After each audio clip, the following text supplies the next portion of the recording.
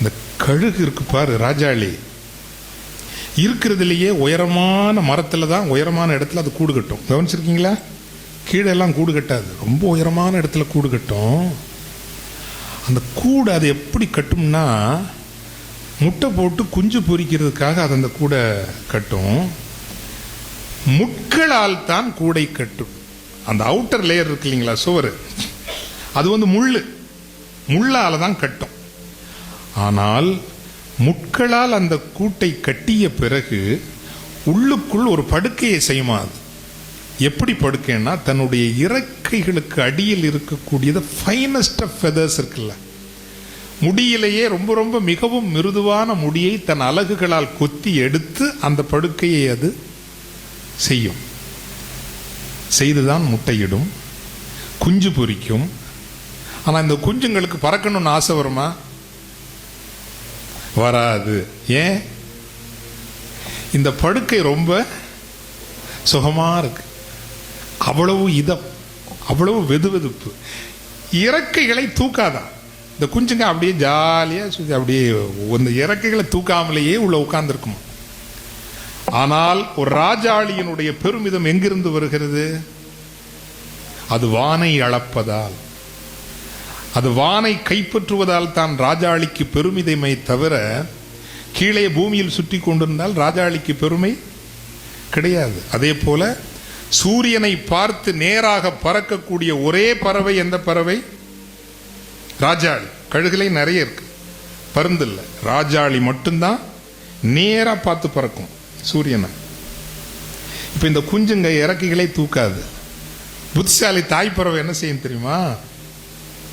அந்த மிருதுவான படுக்கை இருக்குல்ல, அங்கும் இங்குமாக கொஞ்சம் அப்படி ரிமூவ் பண்ணி அங்கும் இங்கும் அந்த முள்ளு கொஞ்சம் அப்படி மேல படுற மாதிரி வைக்கும். இந்த முள்ளு குத்துற மாதிரி வைக்கணும்னு வச்சுங்களேன். இந்த முள் குத்துகிற போதுதான் குஞ்சுகள் முதன்முறையாக இறக்கைகளை தூக்குகின்றன. இப்போ நான் ஒரு கேள்வி கேட்கிறேன். தாய்ப்பறவை மிருதுவான அந்த படுக்கையின் சில பகுதிகளில் முள் வெளியே தெரியும்படி செய்து குஞ்சுகளுக்கு சிறிய காயம் ஏற்படும்படி செய்வது குஞ்சுகளின் மீதுள்ள அன்பு குறைவினாலா? அவற்றை காயப்படுத்த வேண்டுமென்றா? இல்லை.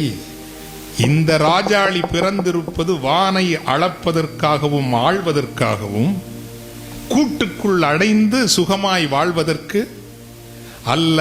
அப்படிங்கிற விருப்பத்திலும் எண்ணத்திலும் தான் அந்த முள்ளை கொடுக்குது முதன்முறையாக.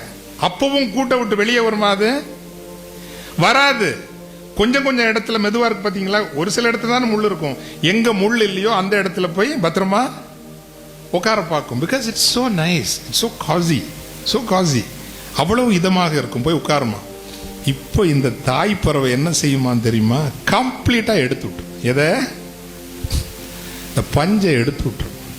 எடுத்து விடுகிற போதுதான் கியா முயா கியா முயா கியா முயா, எப்படியாவது இந்த கூட்டை விட்டு என்ன வெளியே கொண்டு போயிருன்னு அந்த துடிக்கிற துடிப்பின் உச்சத்தில் தான் தன் இரண்டு இறக்கைகளிலும் அந்த குஞ்சுகளை தாங்கி கொண்டு ஃபிளைட்டே சூரியனை பார்த்து நேரா பறக்குமா. பார்த்துக்க, சூரியனை நேரா பாரு, அதுக்காக தான் நீ பிறந்திருக்கிற.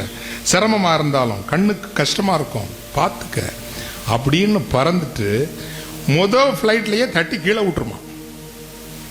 இறக்கையில இருந்து சல்லுன்னு தட்டி கீழே விட்டுருமா. விட்டுட்டு அந்த ஒரு பார்வை பார்க்குமா பாருங்க, கழுகு பார்வை என்று வந்தது அதிலிருந்து சொல்றாங்க, ஈகிள்ஸ் ஐ.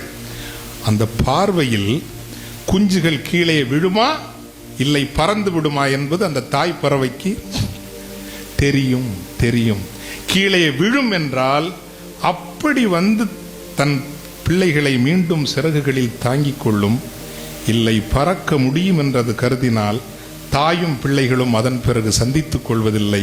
அந்த பிள்ளைகள் வானை ஆளவும் அளக்கவும் புறப்பட்டு சென்று விடும். இதுதான் கழுகனுடைய வாழ்க்கை.